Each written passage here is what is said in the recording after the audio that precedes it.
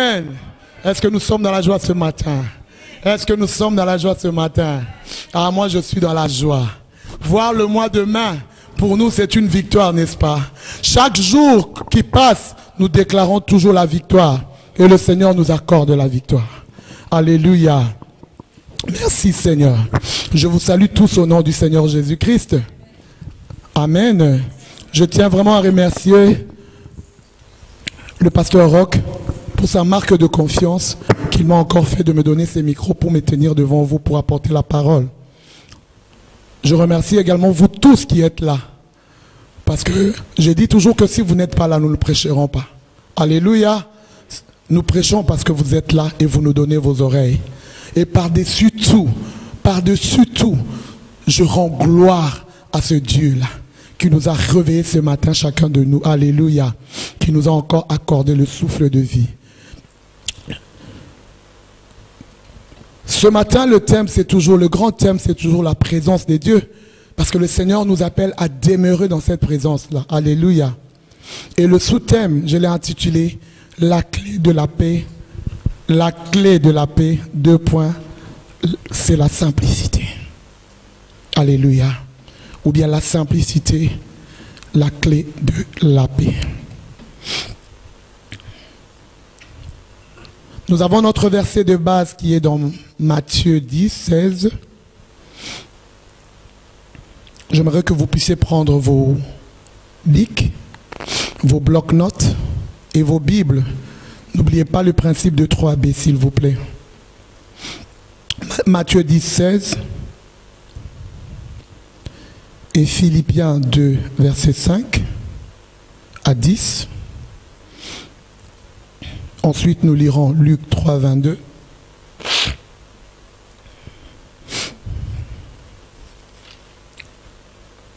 Ensuite, je vais donner certains versets que vous allez lire à la maison.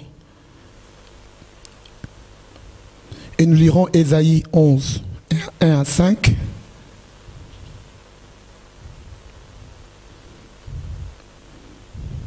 Prenez également Genèse 8, 7 à 12. Et pour terminer, Exode 30, 24 à 25. Je vais recommencer.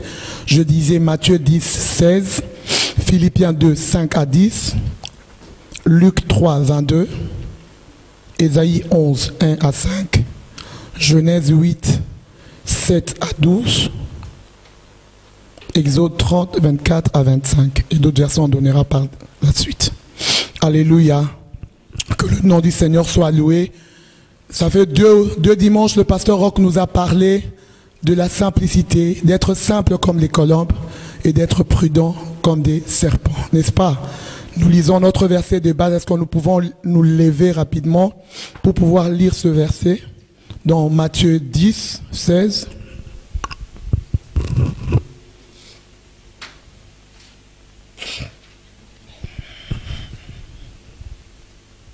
Je lis au nom de Jésus. Voici, je vous envoie comme des brebis au milieu de loups. Soyez donc prudents comme des serpents, comme les serpents, et simples comme les colombes. Amen. Ensuite, nous prendrons rapidement Luc 3, 10. 3, 22, pardon. Luc 3, 22.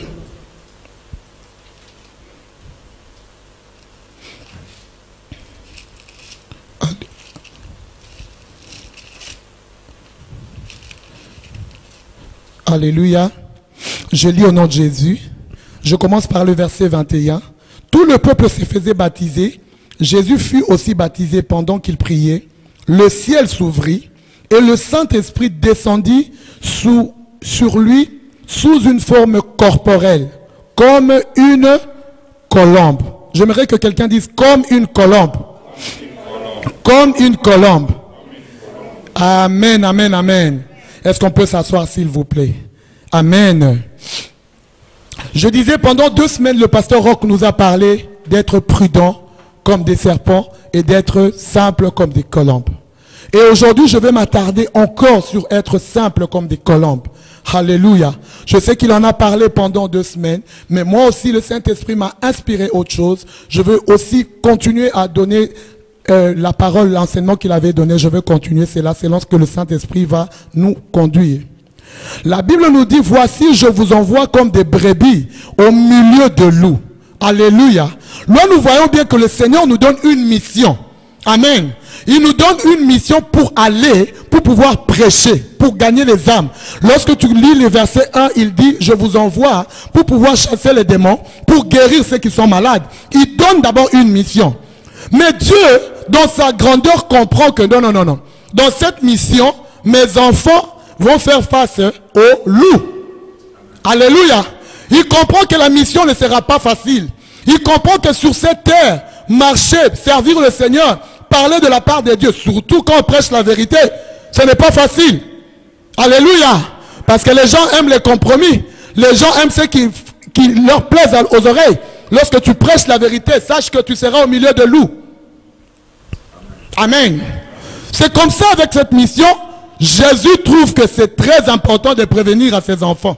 Il dit, écoutez, il parle aux disciples, il leur dit, je vous donne une mission. Allez, gagnez les âmes, oui. Guérissez les malades, oui. Chassez les démons, oui. Je vous donne ces pouvoirs-là. Mais sachez que vous serez des brebis parmi les loups. Mais maintenant, parmi les loups, vous devez avoir un comportement. Vous devez avoir une attitude. Alléluia. On ne va pas tu peux pas aller à la montagne où il y a des loups, comme tout le monde. Alléluia. Tu dois être prévoyant. Et le Seigneur dit à ses disciples, soyez prudents mes enfants. Soyez prudents comme les serpents. Mais soyez aussi simples comme les colombes. Et lorsque je commençais à lire ma Bible, je dis, mais pourquoi le Seigneur nous dit d'être simples comme des colombes? Alors qu'il y a beaucoup d'oiseaux, n'est-ce pas? Il y a beaucoup d'oiseaux. Il aurait dû nous dire, soyez prudents comme les coqs. Parce qu'un coq, quand tu veux l'attraper, surtout pendant la période des bonnes années, il fouille. C'est vrai, hein?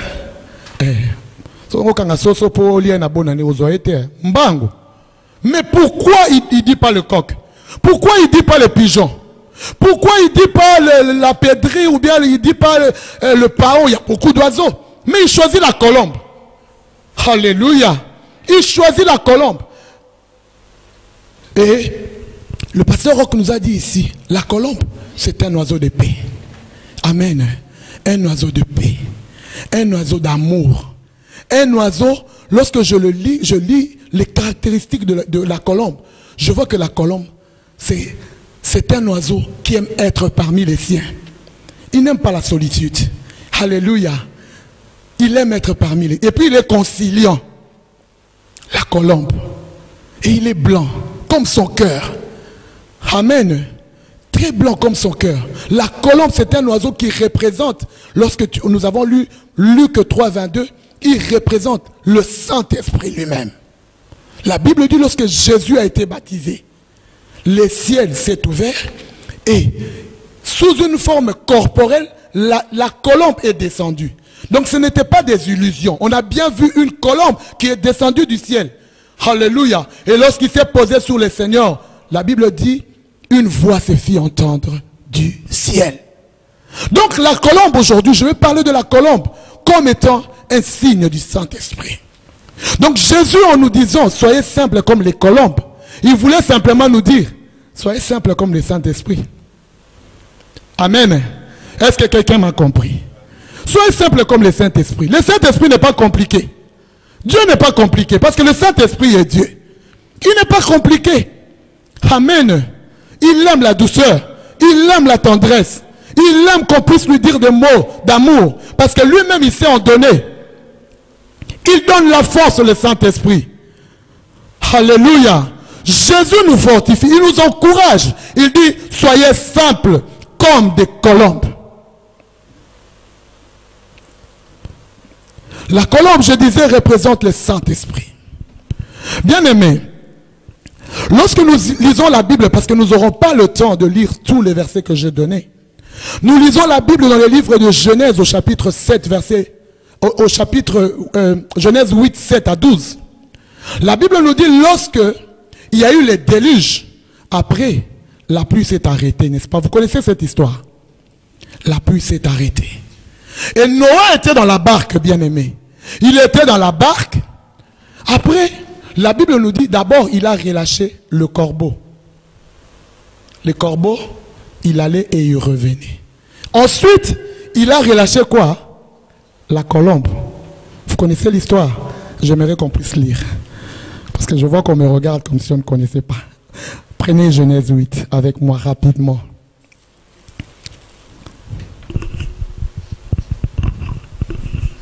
Je dis Genèse 8 à partir du verset 7. Je livre la parole de Dieu au nom de Jésus.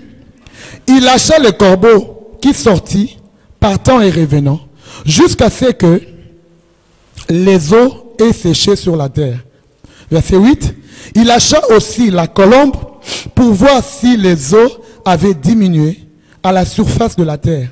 Mais la colombe ne trouva aucun lieu pour poser la plante de son pied, et elle revint à lui dans l'arche, car il y avait les eaux à la surface de toute la terre. Il avança la main, prit, et il a fait encore entrer auprès de lui dans l'arche.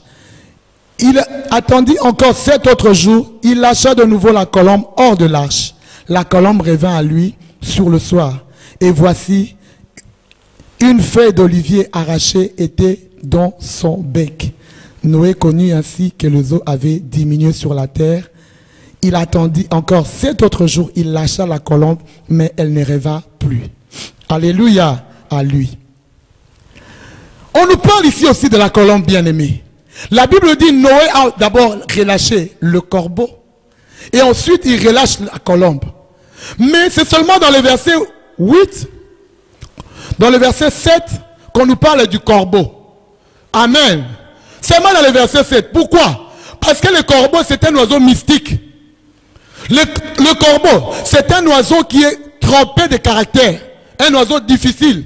Aujourd'hui, lorsque tu te réveilles le matin, admettons que tu te réveilles à 4 heures du matin. Excusez-moi, pour aller faire son petit besoin. Tu ouvres ta fenêtre et tu vois un corbeau sur la fenêtre. Au bang, hein? Tu vas avoir peur, n'est-ce pas? Ah, tu vas avoir peur, je te dis. Parce que c'est un oiseau qui est quand même mystique, qui est mystérieux, qui est difficile. On dit qu'il a un caractère difficile. Et même, c'est parmi les oiseaux qui sont impurs. On ne mange pas des corbeaux. Amen. Mais lorsque tu vois une colombe sur ta fenêtre, tu dis, celle-ci c'est un porteur de paix. Celle-ci c'est un porteur de bonnes nouvelles. Tu es même content. Moi j'ai déjà vu la colombe sur ma fenêtre. J'étais très contente. J'étais très heureuse. Alléluia. Je disais, le Seigneur m'a visité aujourd'hui. Amen. Parce que je sais que la colombe c'est le symbole du Saint-Esprit. La Bible dit lorsque Noé a relâché le corbeau, il faisait que des allers-retours. Mais la colombe est partie. Elle est partie. Elle est revenue. Et quand elle est repartie de nouveau, la Bible nous dit elle a ramené une feuille d'olivier arrachée. Oh, le Saint-Esprit m'a interpellé ce soir pour me dire pourquoi il a ramené une feuille d'olivier. Il pouvait ramener la feuille de la mangue, n'est-ce pas? Il pouvait ramener les feuilles de cocotier, mais il ramène une feuille d'olivier. Nous savons, moi et toi, que les oliviers produisent quoi? Les olives. Et avec les olives, qu'est-ce qu'on en fait? De l'huile. Et l'huile d'olive, c'est une huile qui est sainte. L'huile d'olive, c'est l'huile qu'on utilise pour l'onction d'huile, pour la guérison. C'est une huile qui est même bien pour le corps, pour la nourriture, une huile fraîche, une huile qui est pure. La colombe part, mais il ramène la feuille d'olivier. Oh, porteuse de bonnes nouvelles. Bien-aimé, aujourd'hui, j'aimerais te dire, sois comme la colombe. Sois comme la colombe, bien-aimée. Porteuse de bonnes nouvelles. Sois comme la colombe. Douce, remplie d'amour. Sois comme la colombe. Il ramène la feuille d'olivier. Donc ça veut dire, il dit, je t'apporte une bonne nouvelle. Alléluia. Et avec l'huile d'olive, même lorsque la Bible dit dans Jacques, quelqu'un est malade, c'est avec l'huile d'olive qu'on le oint. Donc ce n'est pas pour rien que la colombe avait ramené l'huile d'olive. Ce n'est pas pour rien qu'il avait amené l'olivier. Il avait amené la solution. Il avait amené la réponse. Il avait amené la guérison. Toi aussi, sois porteuse de bonnes nouvelles. Sois porteuse d'amour. Sois porteuse de solutions. Sois porteuse de guérison. Sois porteuse, bien-aimée. Quand je dis porteuse, je parle de personne. Hein? Alléluia. Il a ramené la feuille d'olivier. Soyons simples comme les colombes.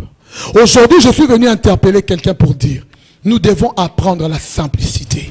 Nous devons apprendre la simplicité. Lorsque tu es simple, bien-aimé, il y a beaucoup de portes qui vont s'ouvrir devant toi. J'ai dit, il y a beaucoup de portes qui vont s'ouvrir devant toi. Lorsque tu es simple, les gens auront facile à t'approcher.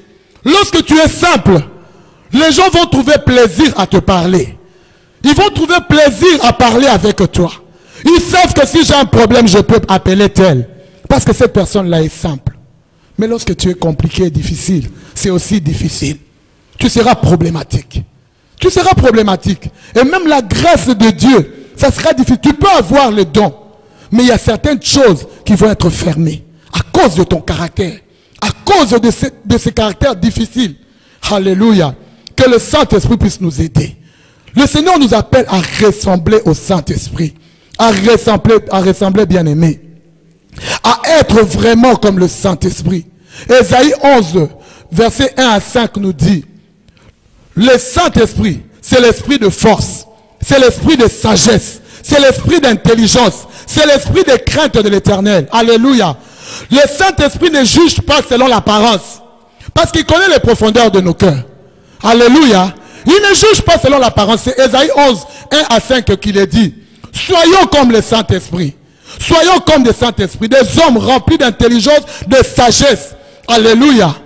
Soyons vraiment ressemblants au Saint-Esprit. Si tu as besoin des ouvertures dans ta vie, tu veux que ta vie puisse s'ouvrir, commence seulement à faire cet exercice. Demande au Seigneur, je veux vraiment être comme toi. Alléluia. Je veux être comme toi. Ça ne sert à rien, bien-aimé. Ça ne sert à rien de garder le même caractère. Ça ne sert à rien d'être toujours la personne la plus difficile. Nous sommes allés dernièrement à un mariage. Je vais taire le nom. Une maman est venue vers un enfant et lui a dit, ma fille, quitte Mouki, parce que ça moi. Hein? Non. On doit être simple, bien-aimé. On doit être simple. C'est un travail, c'est un exercice que nous tous, nous devons nous mettre pour pouvoir appliquer cela. Alléluia. Parce que comme je dis toujours, l'homme n'est caractériel. Nous naissons tous avec notre nature adamique. Avec cette nature, ou bien nous ressemblons à nos parents, ou bien nous ressemblons aux arrière-parents. Mais lorsque nous venons dans le Seigneur, il y a des choses qui commencent maintenant à tomber. Je dis, il y a des choses qui commencent à... Il y a des choses qui commencent à... Ah, ça doit tomber. J'ai dit aujourd'hui, ça doit tomber. Ce caractère difficile là doit tomber. Parce que si tu n'es pas simple, tu vas aussi avoir des enfants qui seront comme toi. Alléluia. Or, nous sommes en train de travailler. Nous travaillons pour notre progéniture. La fois passée, lorsque nous avons eu la prière ici, nous avons dit, notre génération commence par nous. Amen. Nous sommes en train de bâtir notre génération. Donc, tout ce que nous sommes aujourd'hui, nos enfants, vouloir ou pas, ils vont hériter de quelque chose. Vous savez, la Bible nous parle de l'histoire de David. Dans les livres de 1 Samuel, 2 Samuel, 1 roi, vous pouvez lire cela. Il nous parle de l'histoire de David. David, c'est un homme qui a eu beaucoup de combats dans sa vie. Beaucoup. Les ennemis le poursuivaient toujours. Un homme vraiment qui a eu beaucoup de combats. Même son fils voulait le tuer. Il avait même fait un coup d'état. Il a eu difficile dans sa vie, David. Mais lorsque Salomon est venu, qu'est-ce que la Bible nous dit? Salomon, il a eu la paix de tous côtés.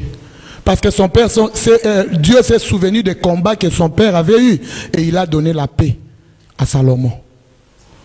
Toi aussi, travaille pour ta progéniture. Amen. Hein? Travaille pour ta progéniture. Si tu es simple aujourd'hui, tes enfants seront simples.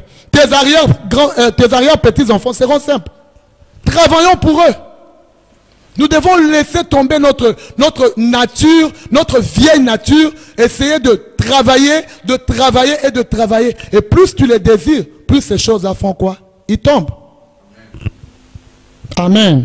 Est-ce que je parle à quelqu'un? Je parle à quelqu'un. Ah, je parle à quelqu'un. Et lorsque tu es une personne simple, tu es une personne de paix. Parce que la colombe, il ramène la paix. Il ramène la paix, bien-aimé. Tu ne dois pas être un faiseur de troubles. Aïe, Tokima. Non. Tu dois être un porteur de paix, une porteuse de paix. Et même quand il y a des problèmes, on sait que non, on peut l'appeler. Un rassembleur. Ne sont pas ceux qui disent, comme Pasteur Rock disait, on vient, on te dit, ah, telle personne m'a fait ceci, aïe, Penza, l'équissi. Hein? Non, bien-aimé. Ande konayo. Boyokano. N'est-ce pas? On est en famille, non? Ah. C'est comme ça. Mais si toi tu allumes le feu, la Bible dit, le mal ne quittera pas ta maison. Ne soyons pas des allumeuses, ne soyons pas des allumeurs, soyons des porteurs de paix. Peu importe, toi sois la personne qui est comme la colombe. Hein? Comme on dit en néerlandais, rustic. On dit comme ça. Hein? Néerlandais. Soyons des porteurs de paix. Soyons des porteuses de paix. Parce que la paix amène la délivrance. J'ai dit la paix amène la délivrance. J'ai dit la paix amène la délivrance. La Bible dit c'est dans le calme et la tranquillité que viendra votre délivrance. Tant que tu es une personne qui n'a pas de paix, tu es une personne agitée, tu n'auras jamais la solution. C'est moi qui te le dis. Aujourd'hui, tu peux être malade. Aussi longtemps que tu es agité, tu n'auras jamais la solution. Mais dès que tu as la paix, toi-même tu verras qu'il y aura la solution. Je me rappelle lorsque nous nous sommes mariés, quand il y avait une situation difficile, moi je rigolais. Le pasteur Rock me disait, yo c'est caca. Mais qu'est-ce que tu veux que je fasse? Si aujourd'hui, j'ai mes soucis, est-ce que ça va changer? Ça va changer. Si aujourd'hui je suis agité devant une situation difficile, ça va changer. Ça ne va rien changer. Au contraire, lorsque tu as la paix du cœur, tu as la tranquillité, toi-même tu vas voir qu'il y aura la solution qui va arriver. Amen. Un jour, je donnais le témoignage à une de nos filles qui était perdue. Nous, on a vécu des choses. Hein. Ah, elle s'est perdue. Nous, on était à l'église. Moi, j'étais à l'église. Et le pasteur Rock, lui, il était à la maison. Et il avait envoyé l'une de nos filles et elle s'est perdue. Bien aimé. Vous savez quand on vient vous dire que moi, on a bungi. Et il n'était pas perdu depuis 10 minutes. Hein. Ça faisait déjà plus de 30 minutes, 45 minutes qu'on cherchait l'enfant. On ne le trouvait pas. Et là où on habitait, l'avenue, c'était presque 3 km. Donc ça veut dire quand tu vas au coin là, l'avenue là, elle est plus de 3 km. Donc quand tu pars là, tu pars sans fin. C'était des grandes avenues. Tu vas commencer à chercher l'enfant. Hein? Où? Alléluia. Tu vas commencer où? Parce que tu regardes, tu vois seulement les maisons. Et les rues sont désertes. Et l'enfant ne se voit pas. Une heure, l'enfant ne se voit pas. Et moi, j'étais à l'église. Et je vois directement le pasteur qui rentre. Je crois qu'on était en train de faire une formation. C'était sur les disciples là. On faisait une formation et j'étais là à l'église. Et ensuite, je vois le pasteur qui vient. On me fait signe à l'oreille. On me dit, moi, à Bungi, ça fait 1 heure. Hey. J'ai dit, waouh. Mais sur le champ, j'avais la paix. Je vous dis vrai. J'avais la paix dans mon cœur. J'ai dit au pasteur, moi je ne sors pas de l'église. Même si je sors, je vais aller le chercher où? Je ne sors pas. Moi je suis venu prier. Je suis venu en formation. Je ne sors pas. J'ai dit à Dieu, lui qui sait localiser les enfants, lui qui sait localiser des gens qui sont perdus, qu'il puisse les localiser. Et là où il est, que le Saint-Esprit puisse les localiser. Moi, je ne sors pas de l'église. Je ne sors pas. Maintenant, le pasteur titulaire, il a commencé à avoir peur. Oh non, maman bénie, tu vois. Je dis non, je ne sors pas. Je suis tranquille. Non, je ne sors pas. Et j'étais là. Et comme on ne voulait pas que toute l'assemblée qui était là puisse être, comment dire, qu'on puisse réveiller leurs soupçons. Et je suis resté, j'étais là en train d'écrire l'enseignement. J'ai fait une prière. J'ai dit, Seigneur, moi je suis venu dans ta maison. Mon enfant ne peut pas se perdre. Yangai a bungate. Ngaloba yangai ba osimbate. Ah loba yanga ba osimbate. Loba yanga ba osimbate. Ah ba osimbate. Ba osimbate jamais. Et puis j'étais là à l'église, très calme. Tout le monde me prenait pour une folle. Mais j'avais confiance en Dieu. Alléluia. J'avais confiance en Dieu. Et je suis resté. On a commencé à chercher l'enfant, on ne le voyait pas. Quelque temps après, l'enfant là où il était, il entend une voix qui l'appelle par son nom. Talanzam Bazali. Je vous dis, il y a un Dieu dans les cieux. Je vous dis, il y a un Dieu dans les cieux. L'enfant a commencé à entendre qu'on l'appelait par son nom. Et quand il regardait tout autour, il n'y avait personne. Et cette voix-là lui disait, fais demi-tour. Et elle a fait demi-tour. Elle entendait la voix. Elle suivait la voix, mais elle ne voyait personne. Et la voix le conduisait. Et la voix le conduisait. Et la voix le conduisait. Et la voix l'a conduit jusqu'à la maison. J'ai dit, la voix l'a conduit jusqu'à la maison. L'enfant est revenu. Oh, ça me donne beaucoup d'émotion. La voix est revenue. Elle est arrivée à la maison. Et on l'a vu frapper à la porte. On a dit, tu étais où? Là où elle était, bien aimée, il n'y a que Dieu.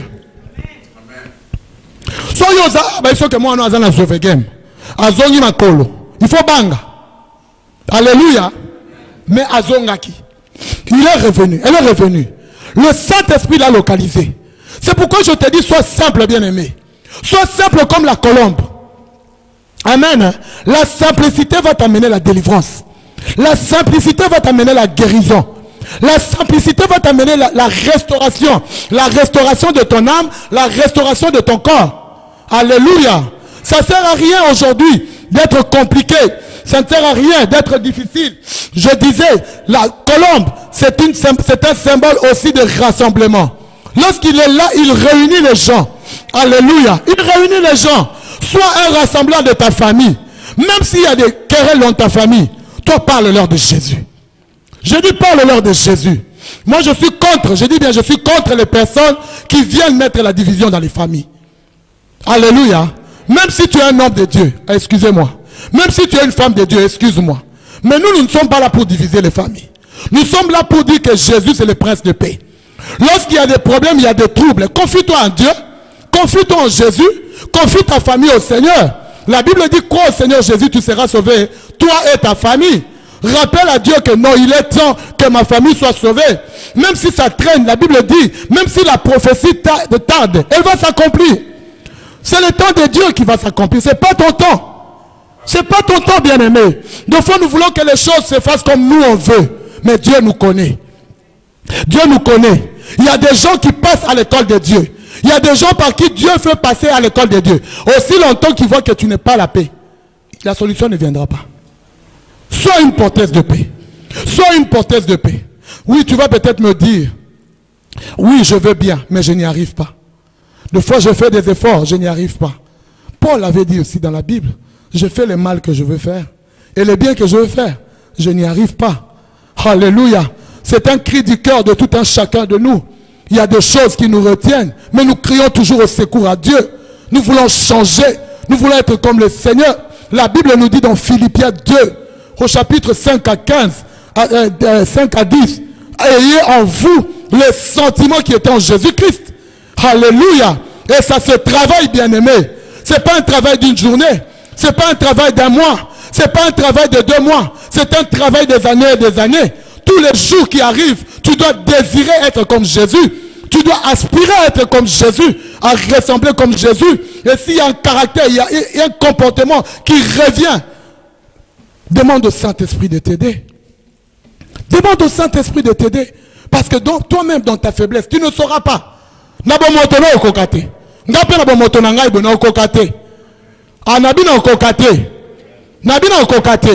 Si le Saint-Esprit ne m'aide pas, je ne saurai pas. Alléluia.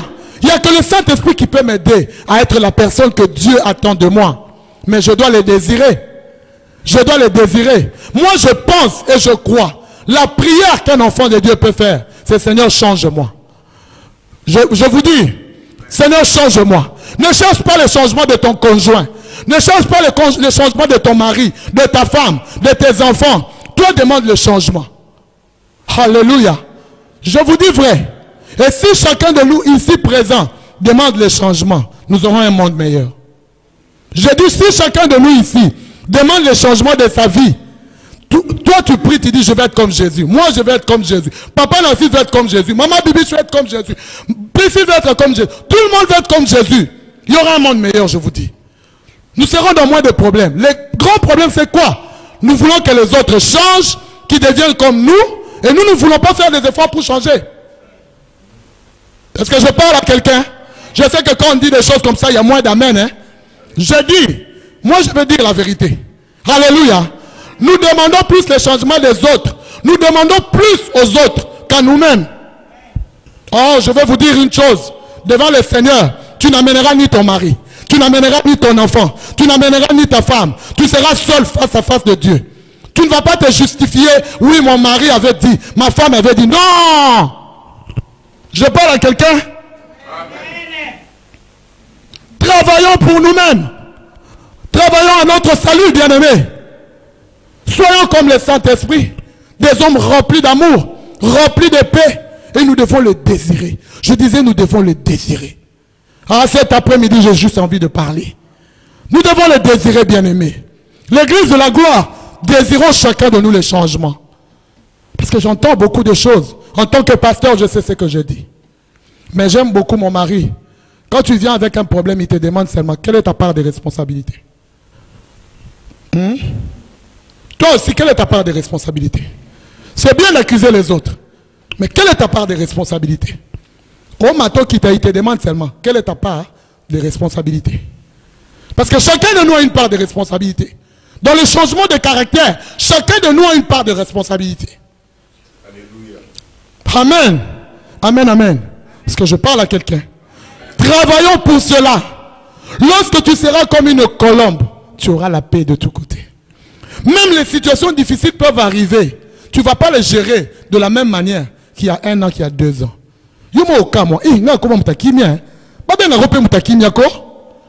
Amen. Ah, moi je prie pour qu'on m'appelle quelqu'un de paix. Je prie vraiment pour qu'on m'appelle porteuse de paix. Nazamuta kimia.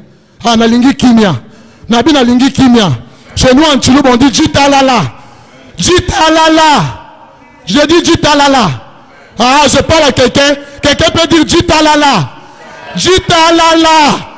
Ça veut dire la paix. Soyons des gens qui sont porteuses de paix. Hey, c'est vrai? Mouto jitalala. Hey, kimia. Moutango sonso. Hey, jitalala. Amen. Des problèmes. Hey, jitalala. Je veux la paix. Parce que la paix, comme j'avais dit, ça va t'apporter les délivres. Et puis il y a des choses que Dieu veut faire avec toi. Le diable, qu'est-ce qu'il fait? Il vient avec les... Tu vois, les choses pour que tu puisses... Il sait que toi, sois yokibo et ningiso. C'est qu'il faut comme un inébranlable. Il faut travailler comme un inébranlable. Parce que nous travaillons pour ça aussi. Amen. Soyons des porteuses de paix, bien-aimés. L'église a besoin de personnes comme ça. L'église a besoin de gens qui sont porteurs, qui sont rassembleurs. Amen. On ne peut pas venir dans la maison de Dieu et vivre les mêmes choses qu'à l'extérieur. C'est vrai, non? Lorsqu'on entre à l'église, on doit trouver un havre de paix. Ta maison doit être un havre de paix. Vous savez, en tant que serviteur de Dieu, je vous dis une chose. Quand j'entre dans une maison où il y a les troubles, je le ressens. Toi-même, tu le ressens. Parce que ce sont des intuitions que Dieu a mis en nous. Tu ressens qu'ici, il n'y a pas de paix. Or, nous devons être des porteuses de paix. Jésus, qu'est-ce qu'il nous a laissé? Moi, je dis, ce que Jésus nous a laissé, il nous a laissé 2 choses importantes. Il a dit que je vous laisse ma paix, je vous donne ma paix, comme le monde ne le donne pas. Deuxièmement, il nous a donné l'autorité. Ce sont des choses précieuses que Dieu a laissées à nous. Et cette paix-là, si tu ne la vis pas, surtout en ce moment où nous sommes en train de traverser cette soi-disant crise sanitaire, si tu n'as pas la paix, c'est pourquoi le pasteur la fois passée, il disait, beaucoup de gens sont morts. Pourquoi? À cause des manques de paix. Dès qu'il entend seulement, là-bas, 14 000 morts. Moi, je me rappelle ma soeur, quand son mari venait, désinfecte-toi. Laisse tous les chaussures dehors, les habits, laisse tout dehors. Laisse. Mais tu vas devenir folle. C'est Jésus qui garde. Alléluia. Gloire soit rendue à Dieu qui nous a gardés pendant cette pandémie et qui nous gardera encore. Alléluia. Alléluia. Merci Saint-Esprit de Dieu. Merci Saint-Esprit de Dieu. Je veux terminer par dire ceci. Le Saint-Esprit est là pour nous aider, bien-aimés. Lorsque tu es simple, il est plus facile pour toi d'avoir la paix. Alléluia. Et la Bible nous dit ceci dans le livre de Jacques, au chapitre 5, verset 13 à 15. Parce que je disais tantôt que lorsque la colombe est revenue dans la barque de Noé, il est revenu avec une feuille d'olivier. Alléluia. Il est revenu avec une feuille d'olivier. Cet après-midi, j'aimerais te dire une chose. La clé de la paix, c'est la simplicité. Tu veux avoir la paix, sois une personne simple seulement. Amen. La clé de la paix, c'est pas autre chose, c'est la simplicité. Parce que Dieu travaille avec des gens qui sont simples. Si tu es trop compliqué, moi je dis toujours à la maison de l'Éternel, lui-même il a dit, sera pourvu. Nous devons faire attention à ce que Dieu a mis en nous. Travaillons pour cela. Alléluia. Je disais dans Jacques 5, à partir du verset 13 et 15, la Bible nous dit, si quelqu'un est malade, qu'il appelle les anciens, qu'il prie pour lui en lui loignant d'huile. Et cette huile-là qu'on parle, c'est toujours l'huile d'olive. Alléluia. Le symbole du Saint-Esprit, c'est l'huile d'olive, bien-aimée. C'est pourquoi j'encourage tout un chacun de nous. Des fois, il y a des choses simples dans la vie. Il y a des choses qui ne sont pas compliquées, que nous devons appliquer en tant qu'enfants de Dieu. La Bible marche avec des principes. Tu appliques les principes de la Bible, tu es guéri. Tu appliques les principes de la Bible, tu es restauré. Lorsque la Bible te dit, sois simple comme la colombe, commence maintenant à prier. Dis, Seigneur, je vais être simple comme la colombe. Lorsque le Seigneur me dit qu'avec l'huile d'onction, je peux être guéri, avec cette huile, alléluia, moi je crois pas que il faut faire des prières assez spéciales. Alléluia. Je crois seulement à la parole que Dieu m'a dit. Alléluia. Parce que je sais qu'il y en a qui vendent de l'huile. Ça, c'est un autre sujet. Je ferme la parenthèse. Mais moi, je crois une chose. Le Saint-Esprit marche avec des principes. Il marche avec des principes. Aujourd'hui, peut-être que tu as entendu cette parole. Peut-être que tu t'es retrouvé dans cette parole. Peut-être que tu as aussi besoin d'être changé. Peut-être que tu veux aussi le changement. Tu veux ressembler au Seigneur. Tu as un caractère qui est assez trempé comme les corbeaux. Ne sois pas corbeau, bien-aimé. Sois colombe. Amen. Ne sois pas corbeau. Moi, je refuse d'être un corbeau. Je veux être une colombe. Amen. Peut-être que tu as ça. Tu fais des efforts. Mais les efforts que tu fais, ce sont des efforts humains. Des efforts personnels. Parce que